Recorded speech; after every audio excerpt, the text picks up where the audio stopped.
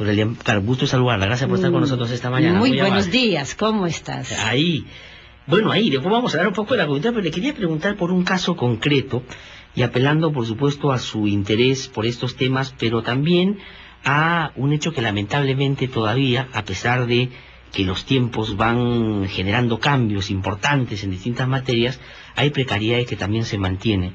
El otro día se ha conocido que en un club en Lima, aquí muy cerca, había un letrero que decía baño para amas, diferenciándolo de, evidentemente, los que no son amas y son mamás, que son papás, que son los socios.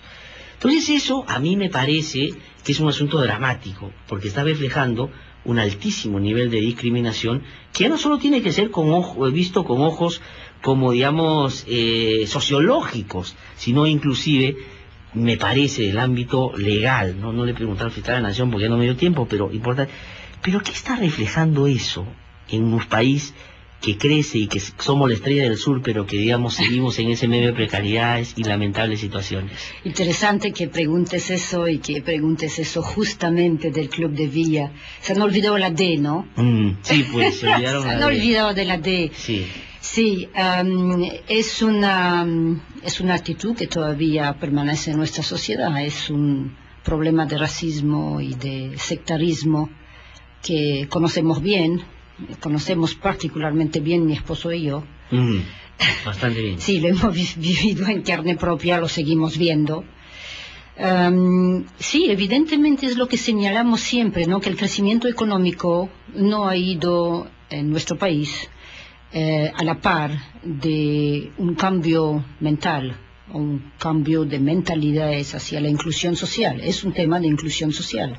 No porque tenemos un oficio diferente vamos a usar baños diferentes. Es un tema que me hace acordar la segregación en los Estados Unidos hasta los años 60. Era esta la situación con la población afrodescendiente, ¿no?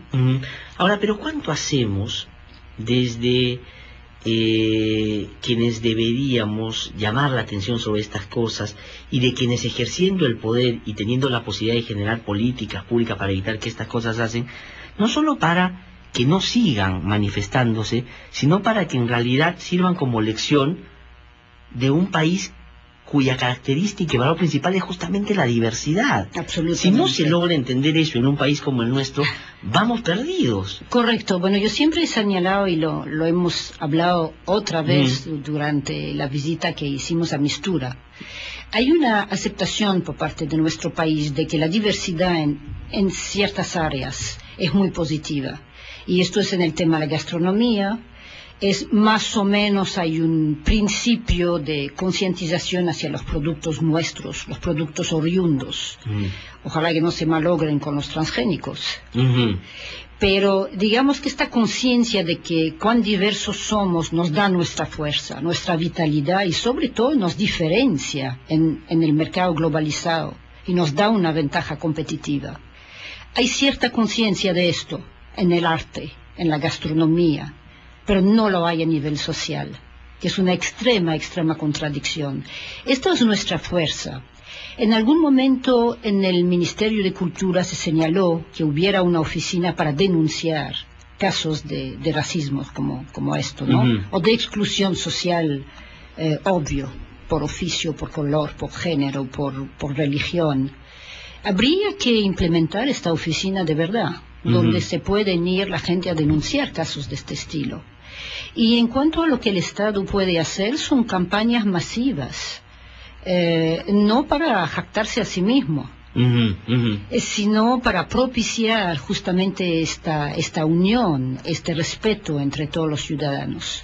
Probablemente el tema es tan viejo y ha sido metido abajo de la alfombra durante tantos siglos que necesita una campaña agresiva de publicidad a favor. O lamentablemente cuando se ha puesto y se ha sacado debajo de la alfombra y se ha puesto sobre la mesa, la actitud del Estado frente o en medio de su tratamiento ha sido confrontacional, por momentos abusivo y descalificador, ¿no? Viene a mi memoria las frases del expresidente García en torno a los pueblos indígenas de la Amazonía, por ejemplo, ¿no? Así es. O sea, cuando tenemos un presidente que califique a un cierto sector de la población como ciudadanos de segunda categoría, se ríe de ellos por sus creencias espirituales, se burla de ellos, como lo hizo en Machu Picchu, por ejemplo, sitio sagrado por excelencia de las poblaciones originarias. Evidentemente, si el presidente hace eso, es difícil inculcar a los ciudadanos, a los estudiantes y a los escolares otro mensaje. Sí, pues esta lógica del perro del hortelano es lo que lamentablemente marcó la pauta donde su gobierno. Pero yo lo que he dicho aquí es que el perro del hortelano... No el nuestro, ¿eh? ¿Ah? No, efectivamente. Es totalmente el contrario. Efectivamente, sí. Marcó la pauta del gobierno del presidente García, pero el perro del hortelano votó en las últimas elecciones y hemos tenido los resultados que hemos tenido. El discurso del actual gobierno es la inclusión social, que parte, se supone, de ese reconocimiento. Lo están haciendo bien desde esa perspectiva, desde una mirada integral de encuentro de estos países que, digamos, conviven pero que no dialogan. Pregunta tramposa, que me va a obligar a entrar ahí a adelantar un poco lo que el trabajo que está haciendo Perú Posible, que es un trabajo de análisis de los 100 primeros días, es un análisis sectorial, sector por sector.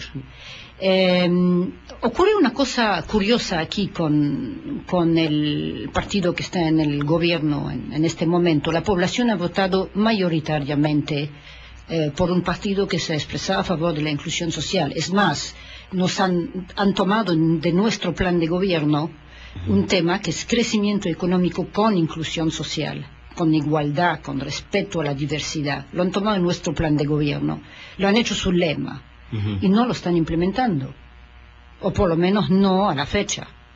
Pero esa afirmación de que hasta este momento lo está implementando, ¿se basa concretamente en qué? ¿Qué pudieron en este tiempo, ya vamos a llegar a los 100 días efectivamente, haber hecho más de lo que han hecho? Porque el gobierno lo que dice, y aquí yo entrevisto gente del gobierno, es, oye, hemos dejado la ley de consulta. Eso no hubiese pasado, y no pasó, de hecho, los últimos 5 años. Hemos logrado cobrarle a las mineras más de lo que les cobraron en los últimos 5 años.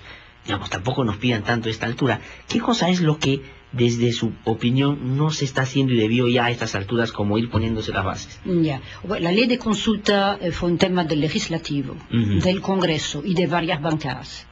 Yo creo en forma mayoritaria, no es un tema de este gobierno. La verdad. Sí, fue unánime. Ahora, la ley de consulta, si bien existe, hay que normarla y hay que reglamentarla. Y hay que hacerla, como indica su nombre, en consenso con los pueblos originarios, con sus bases y con sus representantes, no en un ministerio cerrado entre 4 puertas. Hablando de, digamos, la representación oficial de los pueblos originarios en este gobierno, no existe.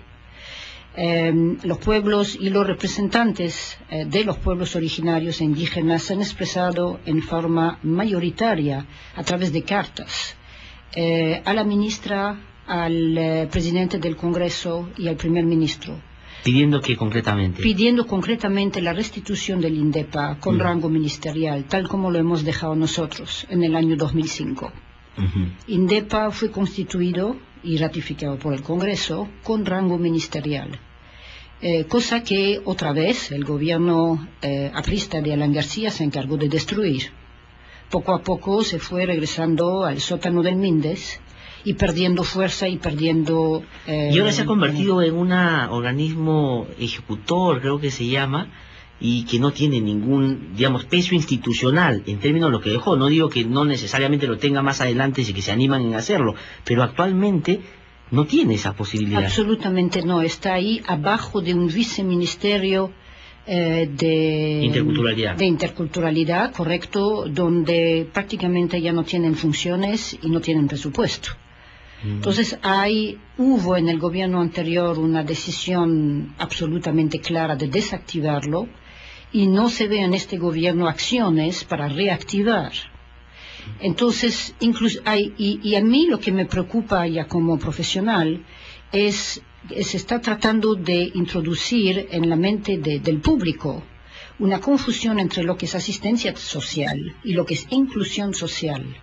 Y no quiero ser aquí exquisita en términos lingüísticos, pero es fundamentalmente diferente. Claro, no es un tema conceptual, digamos, no solo es un tema conceptual, sino es un tema práctico, de política. Así es un tema totalmente... ¿Cuál es la diferencia en términos políticos, de perspectiva, de gobierno? Bueno, la asistencia social es lo que hacemos cuando damos desayuno a los niños. El programa Juntos, que si bien lo hemos implementado nosotros y en el cual creemos por un momento temporal, es un programa que da una transferencia monetaria condicionada a las mujeres más pobres. Se llama el programa Juntos, se hace con mucho éxito en 3 países de América Latina y es necesario en situaciones de extrema pobreza. Mientras dure la situación de extrema pobreza, no está destinado para ser considerado un programa continuo. Más bien lo que tiene que hacerse es transformarse en un programa productivo, para que las mujeres se capaciten, se organicen y puedan tener sus propias actividades productivas. Como pasa en algunos casos concretos en la sierra, por ejemplo, sierra productiva, los yachachi que yo he conocido, por ejemplo, que son fundamentales, ¿no es cierto? Pero ¿por qué no se hace? O sea, es lógico, la gente no le puedes dar, como decía Alejandro Toledo permanentemente, pescado, sino que se da pescar, ¿no es cierto? Así es, si no en algún momento hay que transformar esto y decir, bueno, mira, ustedes durante tantos años van a recibir estas transferencias, que sean en comida o que sean en efectivo, pero a partir de cierto momento tienen que graduarse de este programa y tienen que pasar a la etapa productiva, que es lo que todas las mujeres quieren. Ahora, pero el Ministerio de la Inclusión Social, que todavía no está implementado, todavía no se implementa, y que lo seguimos esperando, es el camino institucional, desde su opinión, que se debe transitar en relación a lo que usted acaba de decir? Bueno, hay un tema ahí que ya es un tema del Estado. Nuestro país maneja cantidades y presupuestos enormes en cuanto a asistencia social, si lo juntamos todos. Ahí entra el PRONA también. De acuerdo, sí. Esta PRONA, está la alimentación escolar en varios niveles. No está el vaso de leche, pero hay evidentemente alimentación escolar. Hay comedores. Hay el programa Juntos. Tengo entendido que ahí entrará pensión 65. Sí. Pero eso no son temas de inclusión, esos son temas de asistencia. La inclusión es poner ciudadanos a la par, darles oportunidades desde el principio, darles programas educativos desde el principio, darles posibilidad de capacitarse en forma constante, darle créditos en formas preferenciales. Sí. Con condiciones preferenciales. Ahora, si no se actúa en esa perspectiva, en un pilar fundamental, en un Estado con muchas necesidades, ¿qué podemos tener 5 años después, en términos de resultados, con una particularidad con este gobierno? Que este gobierno se diferenció en la campaña, sobre todo en el último tramo de la campaña, de decir que apuntaba a la gran transformación, al tema de la inclusión y no de la continuidad que decía representaban los otros sectores. Sí, hay un tema que caracteriza el Perú desde la época de Fujimori, es el clientelismo político a través de la entrega de productos. Eso lo ha utilizado ampliamente el fujimorismo, el APRA lo ha seguido en el programa Juntos politizándolo, en cierta forma, y hemos visto varios episodios de eso también denunciados por la prensa, y espero que este gobierno no caiga en esta trampa. Espero sinceramente que este gobierno no caiga en la trampa, porque, y lo hemos dicho muchísimas veces, crecer y hacer inclusión social no es seguir regalando las mismas cosas durante 15 años. Y lo que hay hasta ahora, dice usted, no son como elementos auspiciosos en términos de que más o menos hagan imaginar o nos den alguna predictibilidad en torno a qué puede pasar en este tema. Todavía no hay como cosas que a usted le hagan pensar de que vamos a caminar bien o a transitar bien en esto. No hay ningún elemento que me haga pensar que esto se pueda transformar, como ellos utilizaron el término durante su campaña, en realmente un gobierno de inclusión social. Más bien yo veo una tendencia a continuar este tipo de confusión que hay entre el clientelismo político y la entrega de asistencia social a los sectores menos favorecidos, en vez de transformarlos en una población que se dirige ya hacia ser más productiva. Ahora, ¿sabe, doctor Elian Karp, cuál es el temor que yo tengo en torno a lo que podría pasar en estos 5 años? Que termine el gobierno entendiendo que la señal o la única señal que hay que dar para garantizar que el país no va a ir pues no va a ser un salto al vacío es básica y centralmente en materia económica. Es decir, estar bien con el capital, estar bien con el empresariado, que los señores de la Sociedad Nacional de Industria, de la CONFIEP digan, este gobierno no es Chávez, no va a expropiar, y bueno, entonces el gobierno diga, bueno, estamos bien con ellos, y lo otro veremos, pues qué se puede hacer, y no necesariamente a la inversa, que es, vamos a hacer para los que no se ha hecho nada en el último tramo, y con nosotros vamos a poner condiciones que favorezcan la inversión, pero que a la vez entiendan que hay reglas también que respetar. ¿No es ese su temor también? Es mi temor una continuidad del error de Alan García, que estuvo muy bien con el empresario, ¿no es cierto? Con el empresariado en general. Terminó haciendo de vocero, ¿no? Sus grandes amigos, totalmente, un giro radical frente a su primer gobierno. Ahora es el amigo de los empresarios. Pero al mismo tiempo ha transformado a las poblaciones originarias en perro del hortelano, los ha insultado, ciudadanos de segunda categoría, se ha burlado de ellos en cuanto a sus creencias, y hay efectivamente un temor, no que se burlen de ellos, pero que sigan exactamente diciendo, y tú tienes razón, aunque les va a ser muy difícil decir que estamos siguiendo creciendo, porque tenemos un tema y una coyuntura internacional que no les va a permitir decir eso. Entonces vamos a tener un cierto paro, o si no una baja del crecimiento económico, y es el momento de redistribuir lo que tenemos. Si ellos se han presentado en la campaña como la gran transformación, pues ¿dónde está? No tengo elementos de juicio, por más que los estoy buscando. Bueno, que me permitan decir que ya vemos siquiera los primeros pasos de esto. Y el otro tema que también fue parte de la campaña y del lema del gobierno actual era la honestidad hace la diferencia. Y claro, digamos, eso más o menos por goleada frente al fujimorismo era pues una cosa previsible, ¿no es cierto? Y frente a lo que terminó siendo el gobierno de Lapra también con muchos cuestionamientos en torno a la corrupción, te posicionaba bien políticamente, porque ibas a luchar con la corrupción. Pero ahora estamos ya, y tampoco, o bueno, por lo menos yo, y se lo pregunto, veo como señales claras. Al contrario, por ejemplo, acaba de aparecer el segundo vicepresidente de la República en una reunión, la verdad, como ha dicho el propio fiscal de la Nación, que acaba de conversar conmigo aquí, que llama la atención y que hay indicios para una investigación que abrieron. O sea, no es una ficción, ya el Ministerio Público está investigando y puede haber tráfico de influencias. Segundo vicepresidente de la República, procurador anticorrupción y un luchador contra la corrupción en la época del fujimorismo. ¿Qué opinión tiene sobre eso? Bueno, ahí me estás transformando en procurador o en fiscal de la Nación. Una opinión política, no digo legal en términos de que tiene que ser procesado por este delito, ir preso, eso no, tampoco lo he hecho yo, creo que no va para tanto en el sentido de lo que nosotros podemos hacer. Pero como procesamiento político, de lectura del país, de la coyuntura, en torno a un tema muy sensible, ¿qué habría que decir? Bueno, sí, es un tema para que se interese evidentemente el Ministerio Público, ¿no? Que se remita a esto y que ellos vean de qué realmente se trata. Sí, y en términos más de pronunciamiento y acción política, el sistema de justicia hará lo que le corresponde. Correcto. Pero no es un asunto en el que ya deberíamos haber tenido un pronunciamiento del presidente Humala, y le digo por un caso muy concreto que sucedió en el gobierno suyo. El señor Raúl Díez Canseco de mi esposo. Bueno, pero digamos, el gobierno de su esposo, sí, donde usted participó en algunos temas específicos y de los cuales hemos hablado hace un instante también en torno a, por ejemplo, estos temas de las comunidades y los temas sociales.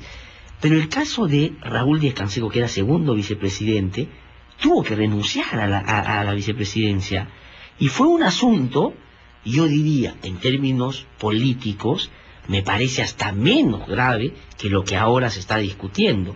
Y se tomó esa decisión, y recordará usted lo que políticamente significó eso.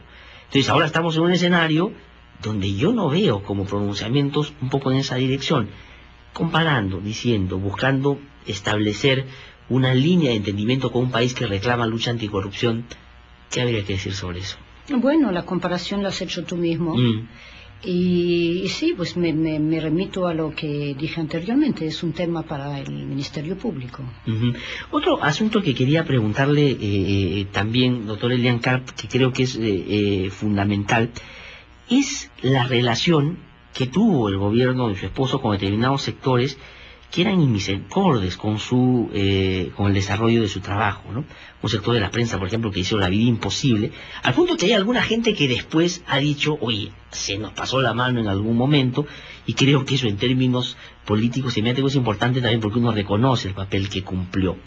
¿Siente que eso ha cambiado? ¿Qué ha pasado con ese sector, por ejemplo, que en ese momento operaba de esa manera o actuaba de esa manera, y que hoy, después de haber perdido las elecciones, porque eso yo no creo que votaron ni por Toledo ni por Ollantumala, estoy convencido, al final votaron por Keiko todos, digamos, pintaditos de naranja, uniformados y cantando la misma música, eso es evidente, y hoy están tratando de hacerse un lugar también. ¿Qué opinión tiene sobre eso? Bueno, ahí me estás pidiendo un análisis sociológico de nuestra clase empresarial y su comportamiento en tiempos de elecciones. Sí, hay una cierta incoherencia y evidentemente no quisieron aceptar mi esposo al principio, yo creo más por sus orígenes étnicas que otra cosa, porque credenciales las tiene, siempre las ha tenido. Ahora tenemos evidentemente las pruebas en la mano de que hizo un muy buen gobierno y de que levantó la economía, reinsertó el Perú en la sociedad internacional y globalizada, y aún así no ha sido suficiente para que voten por él. Ahora, y otra cosa que hay que decir, y creo que hay que reconocer, y yo lo he hecho públicamente aquí, creo que tenía mucho más arraigados los valores democráticos en una sociedad moderna, y ese es un asunto que ni García, y bueno, Ollantumala estamos viendo, a ver qué va a pasar. Usted ha dicho el otro día, ver para creer en algunos aspectos. Ver para creer. Y creo que en algunos efectivamente todavía no hay señales como claras. ¿Qué sería para usted como esas señales inequívocas de que en realidad debemos estar tranquilos y que no estamos en un escenario que pueda más adelante romper con esos mínimos indispensables en democracia?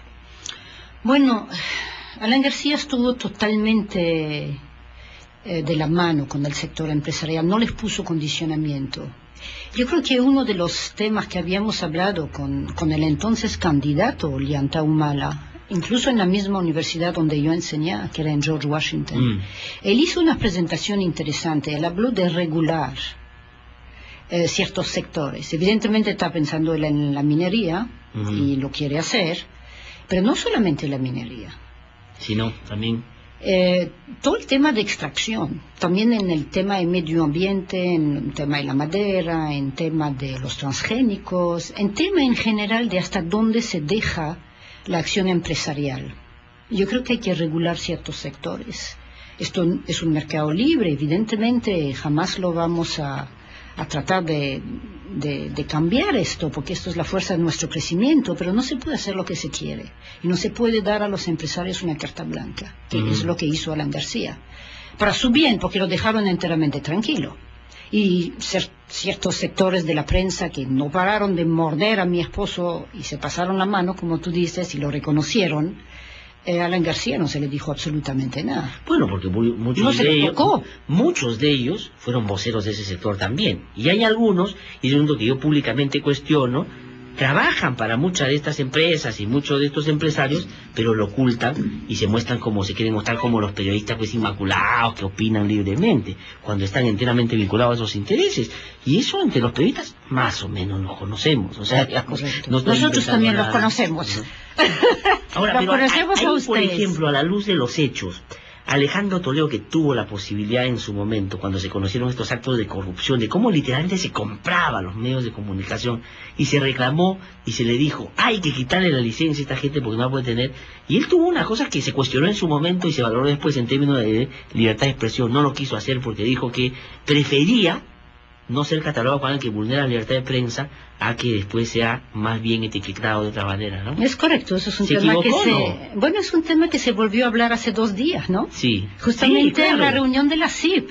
Y él dijo, yo he preferido vivir con una prensa hostil que justamente sí, pues. cerrar medios. Porque es un gran demócrata, es un gran demócrata. Y ha preferido vivir con ese constante machacao que no paraba en vez de cerrar la prensa. Hubo 2 posiciones, como tú sabes, al principio de su gobierno, ¿no? Hubo una posición de volver a licitar, no confiscar, no nacionalizar, volver a licitar los medios que estaban en las manos de De delincuentes. Eso era, gracias por poner la palabra en mi boca. Que rompe la ley. Sí, y eso era totalmente ilegal de volver a licitar esta señal a otros postores que fueran más honestos. Entonces hubo una corriente así y hubo otra corriente. Dentro de esta estaba el primer ministro y también Kuczynski, que no estaban a favor, y la posición de mi esposo era en una democracia, sobre todo en una democracia naciente como era en 2001, como cuando nosotros llegamos, no era buena señal. Sí, pues, sí. Y lo reiteró en la reunión de la CIP hace apenas 2 días. He preferido gobernar con una prensa hostil pero libre. Sí, y eso es... Es una posición que hay que respetar. Es, yo creo, la posición más democrática de un presidente, un expresidente, que además lo hizo en la práctica, sí. Y no, digamos, como algunos dictadores o aprendices de dictador, que como Ecuador, por ejemplo, están atentando contra la libertad de prensa y libertad. Pero hay que decir una ¿no? cosa, una sí. pequeña paréntesis sí. sobre esto. Este constante machacado contra el presidente, a veces porque no se amará bien la corbata o no se amará bien los zapatos, los pasadores, no ha permitido avanzar tan rápido en los cambios como hubiéramos querido. Sí, pues. Y en este sentido, digamos, supuestamente hay una autocensura de la prensa que se ha pasado la mano. Hay un reconocimiento que se pasaron la mano. Sí. Ha sido un factor de atraso del progreso también, y eso es importante decirlo. Sí, pues, sí. No se ha ejercido esta mesura, esta medida que hubiéramos esperado de la prensa acompañando la democracia. Sí, ahora, también hay mucho conflicto de interés aquí, pues, entre determinados medios, periodistas, con grandes capitales. Eso es Por una supuesto. cosa. Ha habido una discusión hace poco de una persona que es Patricia Tuyet, por ejemplo, que trabaja en Comex, con Gastón Acurio, justamente en una discusión. Ella le ha dicho a Gastón Acurio, que es un personaje, yo creo que potencialmente va a tener una participación política importante y creo que hace una labor fundamental, le ha dicho que no es un innovador, pues que no quiere ir más allá de mezclar dulces y salados o poner culantro en lugar de perejil. Así que aquí no me venga a decir si deben entrar o no los transgénicos, que no sabe que está, más o menos. Esta es mi traducción de lo que ha dicho, pero creo que ha dicho eso. Y él ha contestado y le ha dicho, bueno, ella debe saber mucho de estas cosas, yo modestamente hago de cocinero, hago lo que puedo y creo que algunas cosas están funcionando bien. ¿Cuál es su posición frente a ese debate? Porque usted hace un momento mencionó el tema de los transgénicos, por ejemplo. Esto es a raíz de transgénico, porque aquí hay un defensor de que no entren los transgénicos, Gastón, y una persona que más bien promueve que entren, que es Patricia Tuyet. Sí, bueno, en el caso de Comex pudiera haber efectivamente un conflicto de intereses ahí. Hay varios estudios bien interesantes que se han hecho en Estados Unidos a raíz de justamente los transgénicos y la opinión de estos grandes farmers, ¿no?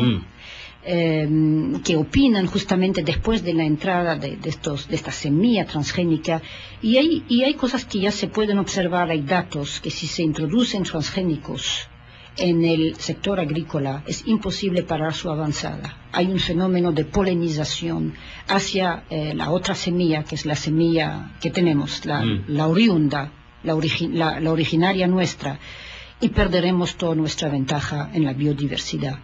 Los transgénicos matan la biodiversidad. Es un hecho. Esto ya está probado en Estados Unidos. Además, crea monopolio de semilla, que lo hemos visto con la compañía Monsanto. Ajá.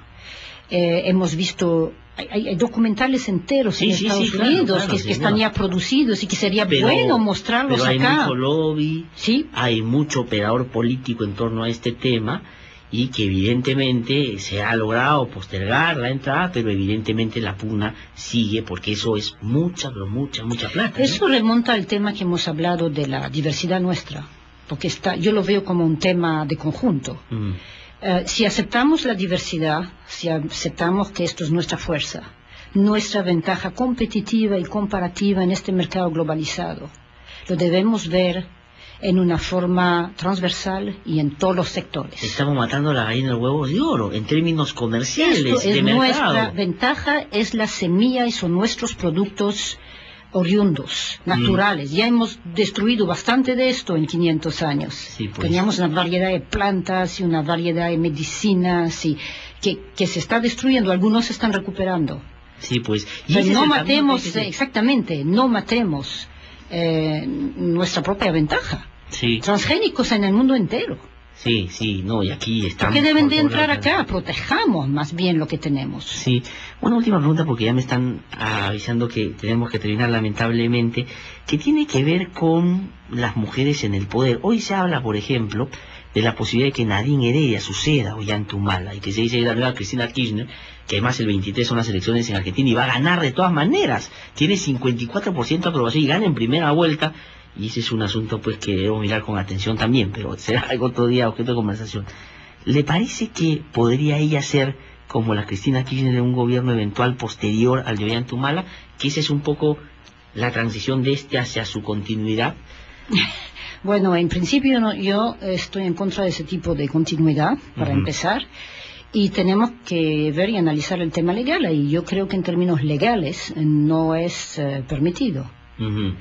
Tal vez la Constitución no menciona nada sobre el tema, pero la ley sí.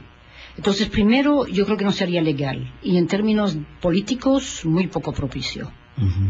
Doctora Bianca, muchísimas gracias. Lamentablemente el tiempo se ha acabado. Vamos a tener seguramente oportunidad de seguir conversando también sobre otros temas. Seguramente. Ha sido usted muy amable. Vamos a tener a Alejandro Toledo seguramente aquí cuando ya regrese. Cuando regresa analizando los 100 días del gobierno. De su misión en Tunisia, donde está Sí, ahora. Muchísimas gracias. Gracias a usted. Que le vaya muy